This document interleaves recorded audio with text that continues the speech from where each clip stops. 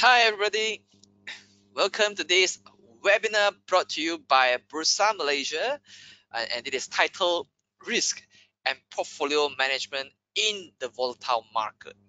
Now, especially now, I think we have extreme volatility with a lot of things happening right now, rising COVID cases. I think it's better that we remain cautious in the outlook. So today, our speaker will share with you about the market outlook briefly and how we can do risk and portfolio management in this volatile market. All right, so today this session also received overwhelming response, so we got so many of you registering for this webinar. So if you can hear us today, please let us know where you're tuning in from.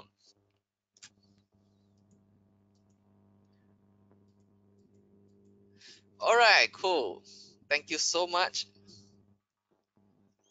Excellent. We have KL, Penang, Kota Kemuni, Sarawak, Sabah, Terengganu. Wow, okay. Klang, thank you so much. So that means my audio, video, and slide also works fine. So thank you for our friends here tuning in from all over Malaysia. All right, so today we are going to have an exciting sessions. Now, before we begin, just let me talk about disclaimer. So whatever we share on this webinar is only for educational purpose. In no way that we give any buy or sell signal for any companies that that we cover. So in the event that you want to buy or sell anything, you do it at your own risk. Okay. All right. So tonight we are going to have a very accomplished speaker to come online and share with us. He is none other than PC Wong. He is a full-time investor, author, and a trainer. He has more than 20 years of investment experience in Bursa and 11 years of investment experience in the foreign markets, such as Hong Kong Stock Exchange, SGX, Nasdaq, New York Stock Exchange, ASX, and even LSE. He is a best-selling author of Invest in Foreign Shares and Invest in REITs. His area of expertise includes financial analysis in broad sectors in resource industry and REITs. He has more than 7 years of experience teaching retail investors in the local stocks as well as in global stocks. Academic-wise, he graduated from National University of Singapore in 1989. Okay, so just a bit more add-on information. I know PC for many years, and he actually is a very well-read person in the market, and every day he spent about 8 hours, okay, listening to podcasts, reading charts, economic data, the trends, and so on. So today he's going to share with you briefly about the outlook and also how you can do risk and portfolio management in this period of time. So without further ado, let me hand it over to you, PC. Thank you very much, Shane. Right. And a very warm welcome to those who are tuning in. So our agenda today is understanding the current market risk, learn how can this risk affect a volatile market, learn risk management strategies to minimize the loss and to hedge accordingly, learn how to reconstruct your portfolio in a volatile market, and learn to find investable industries in turbulent times. Now, let's look at the current market risk. There are three kinds of risk currently.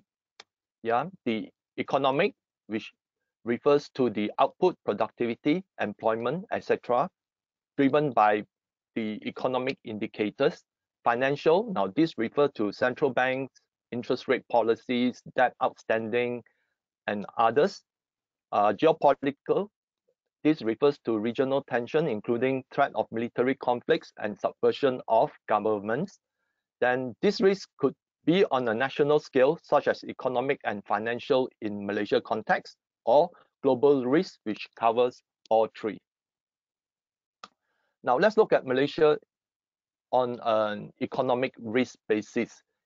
Currently we have slow growth owing to ongoing COVID-19 environment. Malaysia GDP, as per Department of Statistics Malaysia, shows that our GDP after Q1 has declined to negative 17.1% in Q2. And according to Bank Negara, by the end of the year, Malaysia would likely register negative growth from negative 3.5% to negative 5.5%. Now, because most of the expectation were that we will have a V-shaped recovery, but in the past 1 month or so, we are having a sudden rise in our national COVID-19 cases, and this has really impeded on the further recovery of the economy. Now, if you look at it, the trend will be mired in the low range for longer due to inconsistencies in tackling the spread of the virus globally. Okay, this will cause a general slowdown in travel and will deeply impact Malaysia's tourism industry. Locally, consumer spending will be negatively impacted due to fear and uncertainties, leading to less spending and more saving. So although Malaysia's rise in the COVID-19 cases is not as it's not as high, as those in the US, Brazil, or India, but because generally it impedes the entire global travel and tourism industry. And Malaysia also relies a lot on income being generated from establishment in the retail, hospitality, as well as in the travel industry. So with the tourism industry being hit very hard, it has spilled over across broad sectors, because not only will the hospitality, retail, and travel industry be impacted, because there's a lot of other industry that supplies to the hospitality and travel industry. Okay, for example, those that sells food, beverage, okay, and other manufacturing goods and services. So in the service sector wise, especially those in the hospitality and travel industry, I consider them in the hotel, F&B, tourism, and transport, will continue to fare poorly. Export from the oil and gas sector will be affected by poor demand and pricing. Now, Malaysia prides itself as a major oil exporter, okay, and over the past 1 or 2 years, oil has been in the very, very low range, okay? And this looks set to continue, and therefore, Malaysia's income derived from the oil and gas industry will continue to be impacted.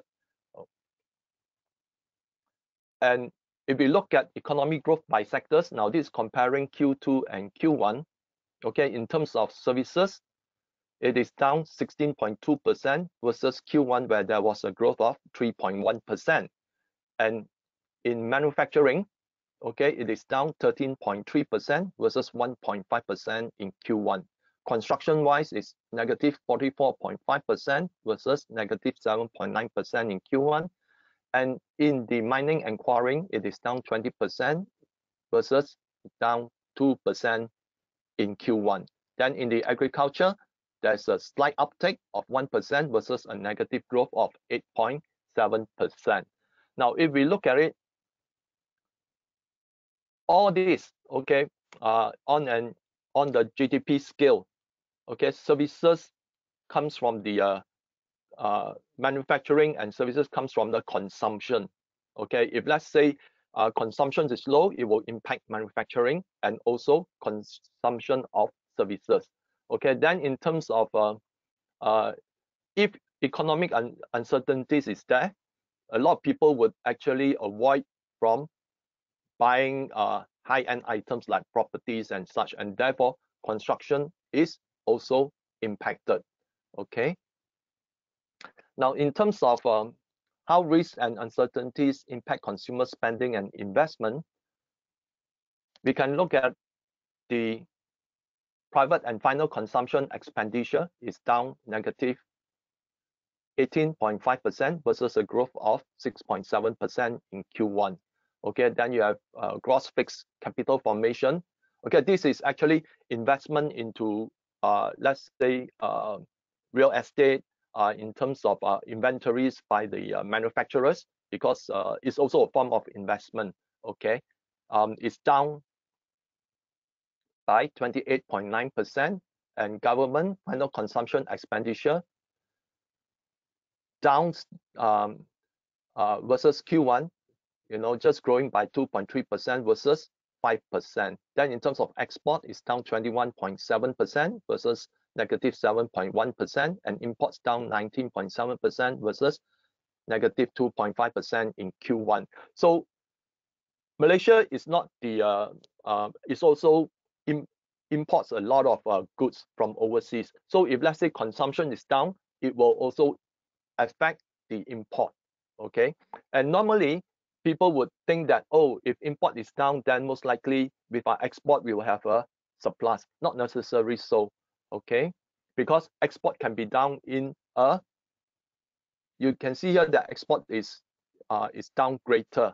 Okay, because first of all, you know, I would think that Malaysia export a lot of products overseas, and because global demand is poor, therefore it also affects the export. Now, falling consumer spending and investment will lead to a weaker GDP growth. So weak GDP growth often lead to higher unemployment. Now, unemployment in Malaysia remained fixed at 4.7% in August and July. Much depends on the trajectory of the economy in the coming months. But looking at it, it doesn't look pretty good right now because we are again back to CMCO, and to a certain extent, it will affect quite a lot of businesses, especially in the F&B business, which have certain restrictions. Yeah, unemployment and fall in private investment could lead to falling productivity. Now, this diagram here shows how productivity plays a role in the economy. Now, normally, if you have a very good workforce, okay, you have investment into plant and equipment, into R&D, investment into people, okay, often it will lead to increase in employment because all this investment in fixed asset, in R&D would demand the company to recruit people, and therefore it helps to increase employment. Now, when increased employment, it will create increased consumption. So increased consumption leads to higher GDP.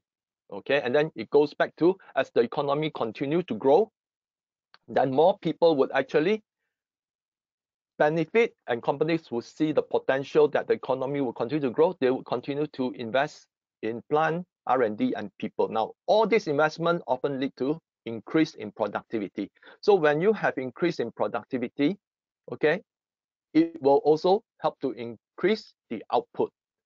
Okay, on top of that, increase in productivity also help to reduce cost per unit, okay, leading to increased consumption. So that is why productivity is the center of how a GDP continue to evolve on a growth trajectory.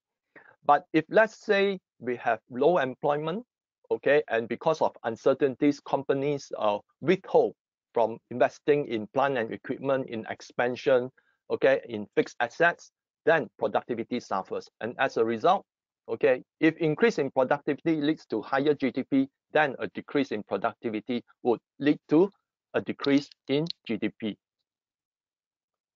So financial risk. Now, due to the slowing GDP growth, the pressure increasingly falls on the government to act via a stimulus package. To do so, the government has to incur higher debt, and just recently we have increased debt as a percentage of GDP by another 5%. Now, higher debt in a weak GDP environment could impact Malaysia's international credit rating. A negative outlook could increase the cost of borrowing by the government. So this is how the whole thing is interconnected. Okay, increase in debt and potential negative outlook on credit rating could weaken the Malaysian ringgit. While a weaker ringgit can spur exports, it can also hurt local consumption due to inflation. So should Bank Negara adjust interest rate lower, ringgit could also weaken versus other currencies. So what we are seeing right now is that it's actually quite a dilemma, because if government wants to spur consumption, okay, they have to ease the policy. But easing the policy, sometimes if let's say measure against the GDP, the debt starts to increase, then foreign rating agency would actually rate Malaysia as having a negative outlook on Malaysia's debt, and that would increase the cost of borrowing. So when the ringgit becomes cheaper, yes, it can spur export, but similarly, it can also result in the higher inflation. Okay, so this is how all these are interconnected in a vicious cycle.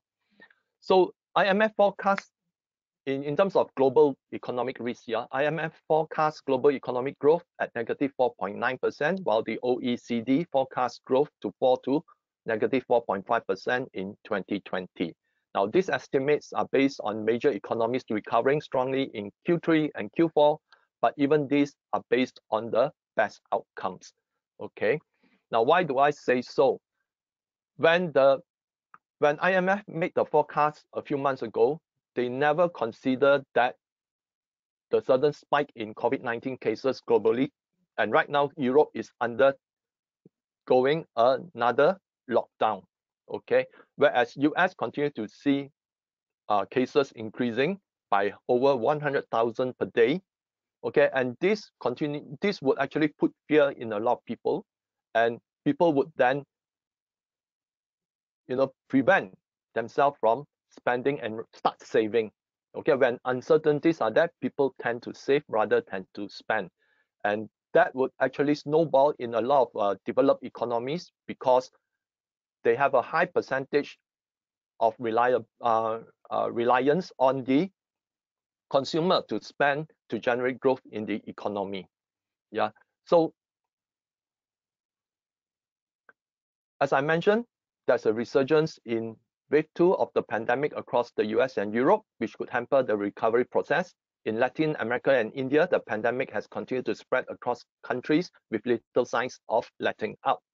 Now, research data such as PMI indices seem to suggest that there is an increase in economic activities driven primarily by trillions of dollars in stimulus. So on one hand, everyone expects the major central banks of the world to keep on pumping liquidity into the market, okay, through various stimulus programs. But it makes the economy very reliant on stimulus, that people forget to look at companies and individuals no longer rely on their own ingenuity or to look at creative ways, okay, which to stimulate growth in the companies, but rather rely on government handouts. So what happens is, if the stimulus dries up, so will economic activities, just as what we are facing right now. Okay, because when the consumer has become so reliant on government handouts, they suddenly feel like if, for example, what happened in the US, they have this $600 per week of unemployment claim as a stimulus. So then the US consumption starts to go up, but as soon as it dries up, consumption falls drastically down.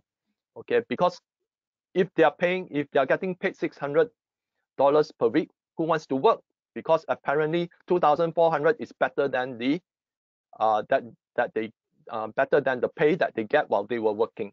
Okay, so that's why when people do not want to work, then productivity suffers.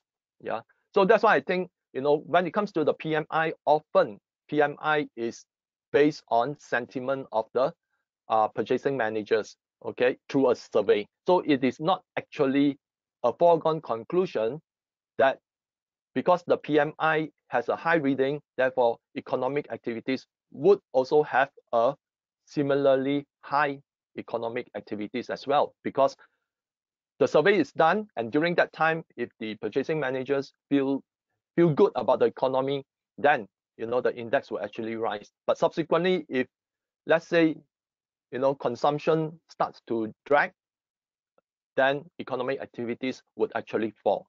So what many economists fail to see is that the economic malaise is due to debt saturation and not COVID-19. Now, COVID-19 is merely a catalyst. So a lot of people would say that economy is down globally because of COVID. It's not. Okay, even before COVID, in September last year, we have the repo madness. Suddenly, there's a shortage of liquidity in the global financial system, and the Fed has to print trillions of dollars, okay, to offer its own, it offers liquidity to the market. Okay, so much so that the Fed eventually have to go on extended period of time to keep on pumping liquidity into the market. Now, this goes to show that the repo madness that happened in September 19 before COVID is already indicative that there is some structural weakness in the global financial system. Okay, and even before COVID-19, European economies are actually facing negative growth in their GDP. So COVID-19 is merely a catalyst that brings forward all the potential problems into the current period. If let's say there's no COVID-19, I think within 1 year or 2 years, we will see further weakness in the global financial system that still would require central banks to pump liquidity into the market. It's just that COVID-19 bring it forward much earlier. So according to the IIF, Institute of International Finance, in its publication in July 2020, global debt to GDP ratio reached a record of 331% or 258 trillion in Q1 2020. I think by now it is easily close to 270 trillion. So the first signs of a financial crisis erupted in September 2019 in the repo market. COVID-19 just made it worse. Now, since then, central banks have embarked on extensive QE, with Fitch estimating in June 2020 that developed nations will spend 7.6 trillion in QE, while emerging markets will spend 1.2 trillion. Yeah. However, in my belief, you can't solve a debt problem with debt owing to the issue of debt saturation. At some point, more debt will not create more growth. And this is very true, because if debt can solve the problem, then with the Federal Reserve, pumping almost 4 trillion, almost 3 trillion into the economy after the financial crisis, by right, the economy should be very, very strong. But it can't, because in the market sell-off in December 2018, in the last quarter of 2018, the Fed have to say it will stop raising interest rate, then it will stop its quantity tightening. Otherwise, the market will collapse. So that means that when central banks keep on pumping money into the market, there is no way they can reduce their balance sheet, or the government would at some point in time would not be able to pay off the debt. And to keep the debt sustained, the central banks have to keep pumping money into it. And therefore, what we see is continued weakening of major currencies. So this is just to show you. Now, this is the Federal Reserve balance sheet. This was during QT, or quantity tightening. Okay, the Fed reduced its balance sheet, but then suddenly there was the crash in 2018. Then the Fed start to stop raising interest rate, and then what we have is the repo, the more liquidity injection, buying back the debts, and then we have COVID-19, and then it spiked up. Okay, this is the ECB. So you can see that the debt would just the central bank's balance sheet would just continue to grow. Why the central bank's balance sheet grow? Because when government is too overburdened with debt, okay, there will be, people do not want to buy the bonds, because they would want to have higher interest, because there's risk. So what happened is that the central bank say, okay, no worries, okay, we will keep the interest rate low, but then we will buy the bonds. So they keep on buying back all the bonds, and that's why the central bank's balance sheet keep on increasing, and therefore maintaining interest rate very, very low. Okay, for the ECB, they have been in negative interest rate since 2016. Okay, and this is the Bank of Japan. Okay, you can see the Japanese central bank balance sheet keeps on increasing, so much so, okay, that is close to about 250% of Japan's GDP. So Japan can never pay off its debt, and that's why they continue to maintain negative interest rate, I think, for quite a number of years. In fact, if you look at the Japanese economy, ever since it burst in 1989, it has been in a deflationary cycle for, I think, coming to 3 decades already. Now, this the Swiss National Bank balance sheet also keep on increasing. Then you have the Reserve Bank of Australia. Okay, this is due to COVID spike. And then the Canada is even worse. Okay, they were doing pretty okay because of COVID. Then, the balance sheet suddenly shot up. This is the Bank of China, and this is the Bank of India. So all these charts goes to show that once central banks embark on QE or easing, they can never turn back the clock. Okay, because if they do so, then they have to unwind their balance sheet. And once central banks start selling bonds, government bonds or corporate bonds that they have bought, the yield would suddenly shoot up. So when the yields shoot up, the cost of borrowing becomes expensive for the governments and corporations. So for example, in the US, the total US government debt is 27 trillion. Okay.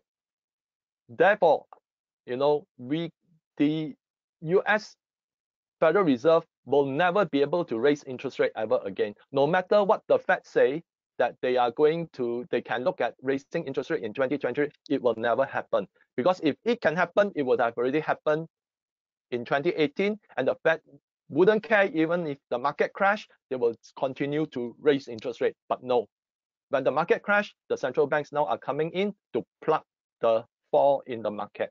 So that is why the Fed will never return to normalcy in interest rate. Assuming it goes back to 5% with 27 trillion debt, it means just to service the interest of the debt is 1 trillion a year. Okay, so that is why US debt will continue to mount, and the European countries' debt will continue to mount. A lot of countries' debt will continue to mount, and more debt will not actually create economic growth. For example, the US debt actually grow much more exponentially over the past few decades versus the GDP. So when debt growth exceeds the GDP, it means that the government will no longer be able to service will never be able to pay off the debt, but they can continue to service the debt by continue to issue more debt. Okay, so the charts show that once QE is unleashed, there's no going back to normalcy or raise interest rate, as governments could default on their debt. Global currencies are expected to devalue over time, sparking inflation. Inflation is, if severe enough, could cause stagflation, where we have slowing growth but high inflation. Now, in the coming quarters, expect many central banks to implement MMT, which is Modern Monetary Theory, and UBI, Universal Basic Income. Now, this would push the money printing into an insane level, because already as it is, central banks now are looking at putting money directly into consumer hands. Now, because of all the, if you look at it in Europe and in US, there's a lot of people having demonstration, protests, and riots because the poor people are being priced out of the economy, and that is why the income gap between the rich 10% versus the other 90% has actually widened very, very huge. Okay, so what the central banks would do now, they are looking at printing money and giving it directly to the consumer. Okay, so as to spur consumption. Okay, but as I mentioned again, when you put money into consumers' hand, less would actually want to work, because without working you get income. Okay, and that would actually affect the productivity, which will then affect the GDP. So geopolitical risk, when we look at it on the global basis, okay, there is no short of global tension worldwide. Okay, in the US, riots and violence will likely ensue no matter who wins. Okay, whether eventually Joe Biden is declared, not by the media, yeah, declared by the electoral college that he has won, then he's the president, there will still be riots and demonstration, okay, because the US political divide has become very polarized. Now, even if Biden win, I would think that the US will still intensify trade war, tech war, and cyber war against China, because this is what we call the Thucydides trap, okay, where one winning global power will never want to cede its power to a second rising power. Okay, potential military conflict in Mediterranean Sea, South China Sea, Middle East, and Venezuela. A military conflict will push up the price of commodities, especially oil, base metal, and precious metals. However, global economy will slump. Now, ex-Soviet countries will see rising tension with NATO, especially if, let's say, Biden is really the president, then he would ramp up his anti-Russia rhetoric. Okay, he may scale back down against China, but he will actually ramp up against Russia. Okay, because this is the behavior of the unfortunately for the US, okay, it is an industry that is driven by the military industrial complex, because that's the only productive manufacturing base that they have. Okay, now how risk affect volatility? Now, a confluence of events have resulted in three major risks: economical, financial, and geopolitics becoming prevalent at the same time. Markets become more hypersensitive to risk the higher they go. So although we can cheer that stimulus can actually push up the stock market, but the higher they go, the more sensitive investors would be to certain negative news. Okay, and because of that, there are risks. Now, risks create uncertainties. When uncertainties prevail in the market, investors will choose to wait on the sidelines. Okay, the lack of buying support will push the market lower. Now, risk could also divert funds from one sector to the other.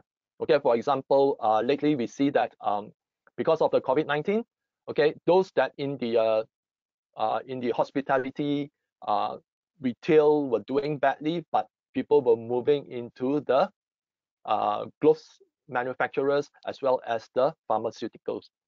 Now, risk could be damaging to an investment portfolio if they are ignored or misunderstood. So no matter how you plan your investment, you must understand what are the risks, okay, and have some preparation that in case a worst case scenario happen, what is your other plan? How could you actually minimize your loss? Okay, sometimes investors would like to plow all their money into one particular sector, and then suddenly when that sector performance start to deteriorate, resulting in a sell-off, then they also panically sell their shares. Okay, because they never make preparation for risk that would actually happen all of the sudden. So understanding risk also creates opportunities, especially to those who anticipate them and hedge against them.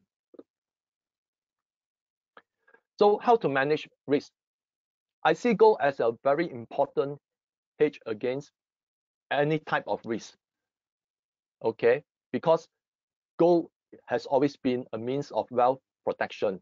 Now, wealth protection comes first before wealth accumulation. Okay, now if you look at it, over the past 20 years, gold has actually increased, has actually gained 639%. Now, this was when gold was still hovering about 1,800 the week prior. Okay, right now it's already 1,900. So therefore, this could be in the region of around close to 700%. But if you look at it in the last 20 years, the KLCI index only gained 60%. Okay, so that goes to show that gold on the longer term would actually outperform quite a number of major indices. Okay, for example, in the US, gold actually have outperformed the Dow, have outperformed the S&P 500 over the last 20 years. Okay, but it has not. But the Nasdaq has marginally outperformed gold. Now, why is that? If we go back into history, in year 2000, there was the dot-com bubble burst. So what happened was the Federal Reserve start to ease, okay, in its policy, okay, low interest rate and all those. Okay, so what happened? People see it as a stimulus plow into the stock market, suddenly it becomes overheated, then the stock market crash. Okay, and then what the Fed do? They print more money, okay, leading to current situation, they are printing even more. So as value of currencies decrease because of the supply keep on increasing, then gold as value against any currencies would actually increase in price. And this goes to the same with ringgit. Okay, this is gold in ringgit terms. So let's look at the Trade Plus Sharia Gold Tracker. Okay, since inception, the ETF has gained 48% in 35 months. Now, if we look at it, that's easily double-digit growth, average out a year. And to me, that's not too bad, because in just 35 months, okay, it is aging closer to the KLCI index, which gained 60% over the 20 years. Okay, so look at the gold ETF as a form of a hedge and as a form of protection, because the way that the central banks globally are doing, especially the US dollar is in jeopardy of losing its reserve currency status. Of course, people would say, currently, everything is traded in US dollar and so forth. Okay, but I want to share a story with you that in Jackson Hole meeting last year, the bank governor of England at that time, Mark Carney, said the days of the US dollar as a reserve currency is numbered. Okay, and we see that right now, okay, that's a changing trend among central banks. Central banks especially are buying more gold than since 2008. So central banks are hedging already. Okay, so as central banks embark on MMT, UBI, QE Unlimited, currencies are destined to devalue versus gold. Now, it is also a good hedge against geopolitical tensions. Now, gold has reached record high in 73 global currencies in 2020. So that goes to show that whichever central banks, as long as they keep on easing, the government incur greater debt, putting more money supply into the market, it can only lead to a devaluation of the currency. Okay, and because gold is often seen as the cornerstone of stability, that is why central banks have been amassing gold ever since 2008, especially China and Russia. So that goes to show that, central banks themselves think that gold is the perfect hedge against further devaluation of their own currencies. So the other thing that you can consider is to look at commodities. Now, that is because global food shortage has arisen due to COVID-19. These are two headlines that I come across. This is by the South China Morning Post on the 2nd of April, and another one, the New York Times, on the 17th of September, okay, which has the headline, "The other way COVID will kill you is actually hunger." So why is that? Okay, because COVID-19 has caused disruption in the global supply chain in terms of food, because maybe you have come across reports that US farmers, because there's no distribution channel or less distribution channel, farmers are actually destroying their own produce in the farmlands because of the closure of a lot of restaurants, and farms that were initially supplying to restaurants suddenly find that they do not have that accessibility to other avenues besides restaurant, and then they have to destroy their crops as well. So that is why it creates a shortage of food. Now, from the headlines, it is abundantly clear that COVID-19 has disrupted global food supply chain, and global food production has also fallen. Weakening value of currencies is also pointing to an inflationary environment, as can be seen from the food price index. Now, this is if you look at it, 2020, after bottom, it has started to spike up. 2018, the food price index is lowering, okay? But 2020, you see, is moving up. Now, these are all the food sectors, and of particular interest, maybe you would like to look at vegetable oils. Okay, Malaysia actually, our vegetable oil is actually palm oil, and you can see that after reaching a bottom, okay, it's now moving up. A lot of the other sectors, except for meat, okay, meat is climbing down, okay, but in terms of dairy, okay, it's moving up. Vegetable oil is moving up. Sugar is also moving up. So that goes to show that inflation is already coming to the market because of too much currencies being printed globally. When you have too much currency chasing after very few goods, then you will have inflation. Now, inflation is not just an increase in the price of goods. Sometimes economists like to say that, okay, if price increase means that's inflation.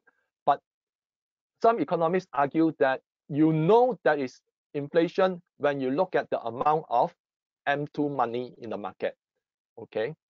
The amount of money in the market is an indication of inflation already.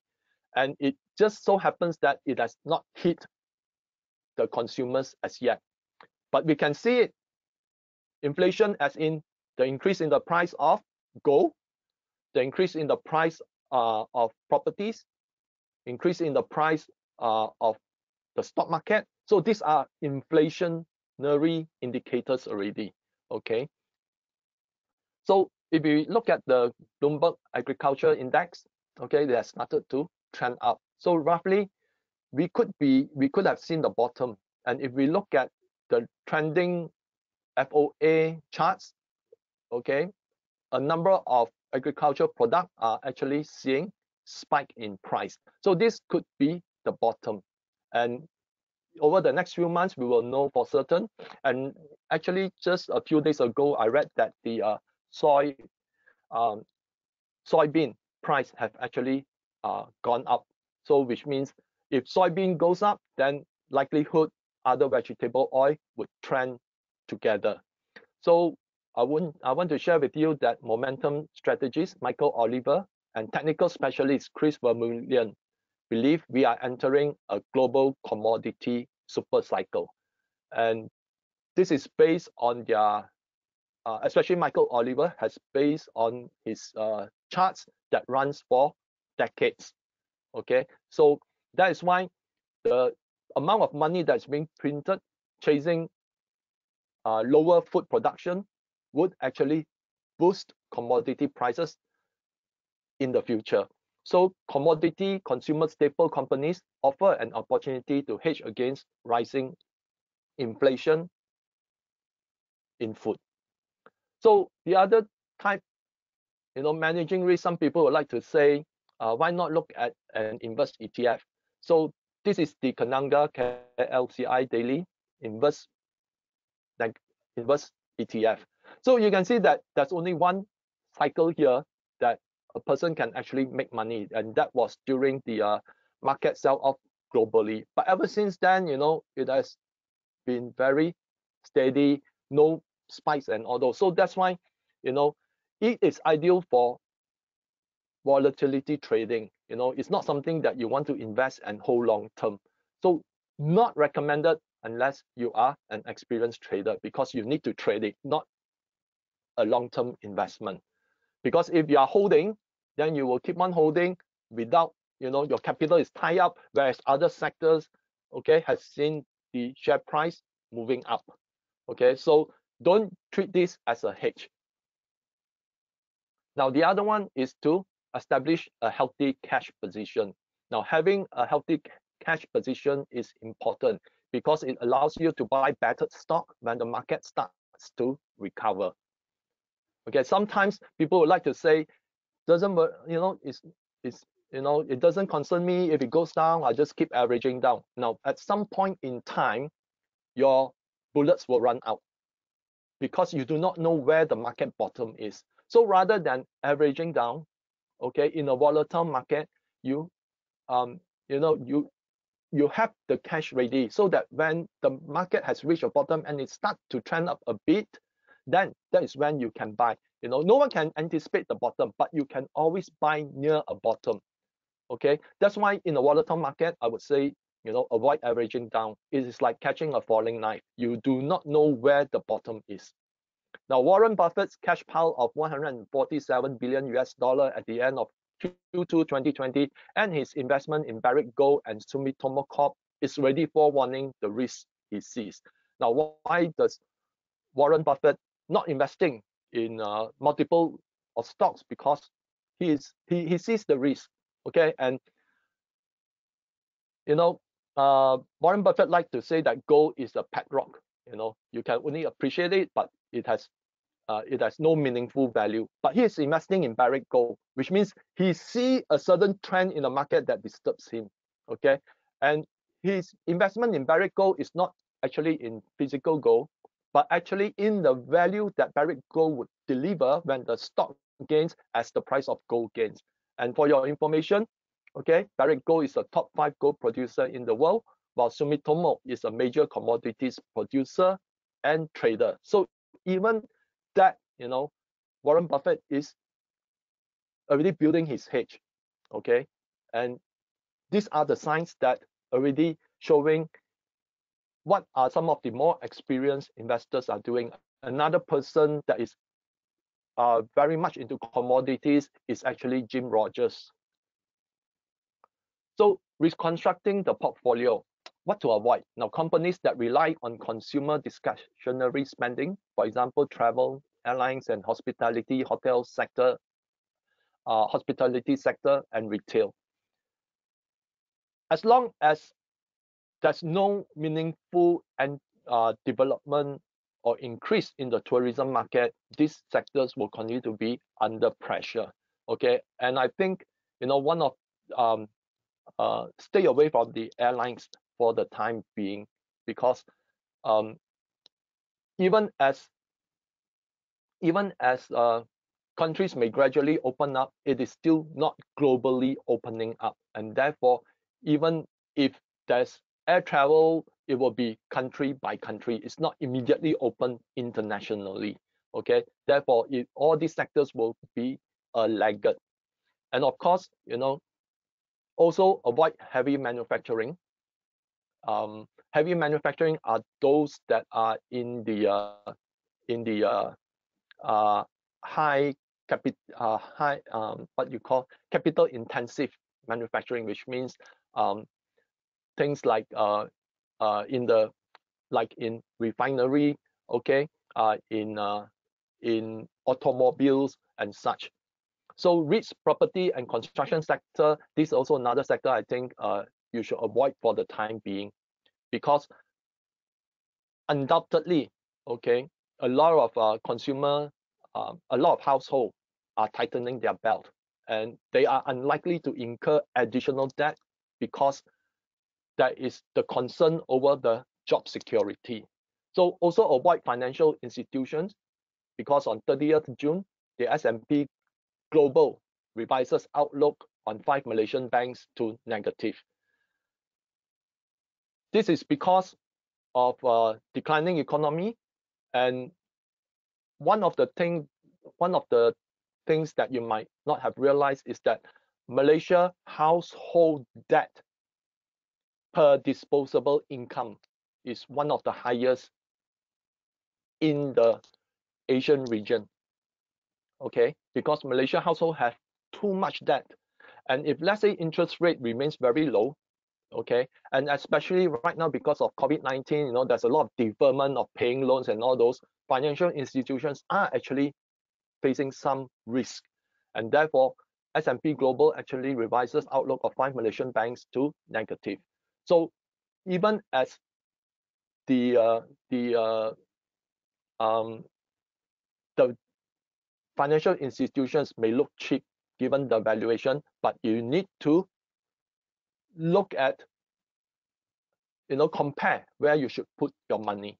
Now, hedging, I'm very in favor of. At least you have the gold ETF. Then you look at opportunity to enter into commodity and consumer staple companies. Now, consumer staple means that those that are necessities, okay, not those that are into the fashion, okay, or high-end product, okay. No, those are discretionary, okay.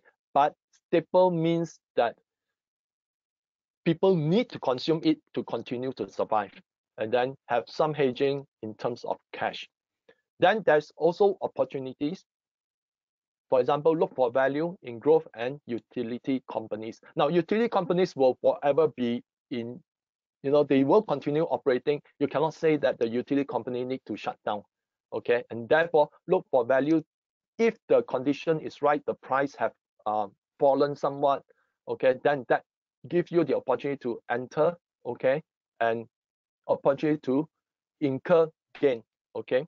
So I will consider, okay, growth companies as those in technology, medical supplies, and pharmaceuticals, okay, and in the utility section being the utilities and communications, okay. Communications is our part of our life. We cannot say that I want to stop using my mobile phone, okay, because of COVID-19 and all those. So look for, if the market has volatility, look for opportunity to enter at a position whereby you can anticipate gain from your investment. Now, reconstructing the portfolio. For me, this is just a suggestion, okay. You can, it's entirely up to your own assessment, okay. I would put 30% in gold ETF.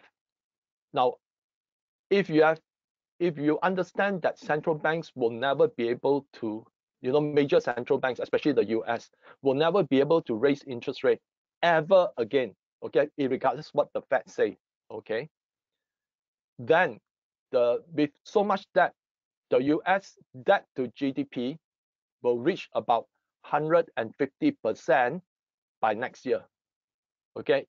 If let's say measured similarly, at 150%, US will be in the same level as Greece and Italy when the whole government was near default in the European debt crisis.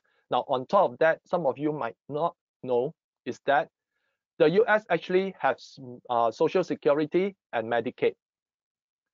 These are actually insurance for health when the for Social Security is actually similar like the EPF, okay? And Medicaid is actually health insurance. As they grow older, they can actually claim when they see doctor and so on. But do you know that none of this has any funding, okay? It's zero. US Social Security has zero funding. And how US pay the Social Security? By borrowing money from the debt market to pay the people, to pay to the Social Security account. Now, if we take the total US debt, which is government, companies, household, and individuals, plus unfunded liabilities, plus Medicaid, total debt plus unfunded liabilities as a percentage of GDP, this might shock you, is close to 1,000%. So the US is actually a bankrupt economy, okay? Because forever they will rely on that to pay off. So because of that,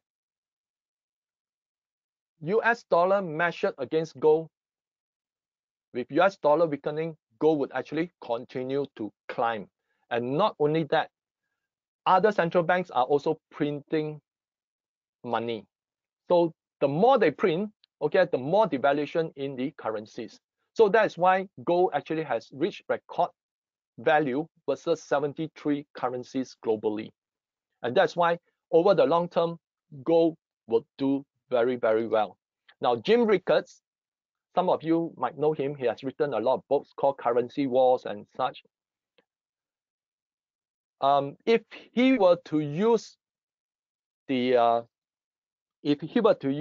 benchmark of the amount of M2 money in the market in 1980, when gold hit a record high of about $830 per ounce, and measured in today's money, M2 money in the US, benchmark against the 1980 high in gold, he worked out that gold should be close to about $50,000. Now, whether it's true or not, okay, is not whether it's possible or not, it will happen, we don't know. But at the rate that the money printing is going, gold would actually outperform a lot of stocks and a lot of indices globally. So that's why you have to consider putting your money into the gold ETF, because assuming if your investment, okay, now with 30% in cash, okay, then you have, let's say, the other 40% being invested. Now, assuming the 40% of your investment drop by 50%, okay, let's say the total investment is, the total amount here is 100,000. If your 40,000 suddenly fall by 50%, then what your original investment value now is, from 40,000, it becomes 20,000. But let's say that gold being the hedge, okay, gold can increase by, let's say, 100%. Then your 30% now becomes 60%. So in some ways, although you drop 20,000 here, but here increased by 30,000. And therefore, you still achieve a net gain of 10% in a worst case scenario. So that is how you need to hedge your portfolio. It is not just saying that, I hedge my portfolio by having dividend stocks, okay, that pay me a good dividend, and then the rest I go into growth, okay, with little bit of cash. But you have nothing to hedge against something that fall everywhere, okay, even dividend paying stocks. Are you confident that in a market sell-off, the dividend stocks will continue to do very well? No, they will fall in tandem with each other. So if you do not have this, okay, let's say 30% in dividend stock, then it lose another 50%. Here you have 15K, okay, and here you have 20K. So your 70% investment suddenly becomes 35,000. You have nothing to actually cover for that loss. So if you are properly hedged, assuming if all others fall by 50% and this one grow by 100%, then you can sell this one off, and with that 60,000, you can buy the rest of all this on the cheap, instead of using your cash, okay, to keep on averaging down at its go down, okay. So you can actually still retain this cash, but without really needing to use it to buy stocks on the low, because using this gold ETF as a hedge, you can then sell it off and start investing in this. So at some point in time, the gold ETF would actually fall in price. So when it starts to fall in price, okay, you can either exit from here to buy back here, or you use your 30% cash to buy back here. And then when these two start to increase, you exit some of it and you retain back 30% in cash. Okay, so this is how you use something that is an anchor as a hedge against all eventualities. So that's all I have. Okay, Shane, back to you. Thank you so much, PC, for sharing with us your idea and your view about what is going to happen and what are the fundamental risks, not only in Malaysia but also in the global stage, and also sharing with us your idea on how we can build our portfolio and how we can manage the risks in the market. All right, so thank you so much, PC, for this sessions.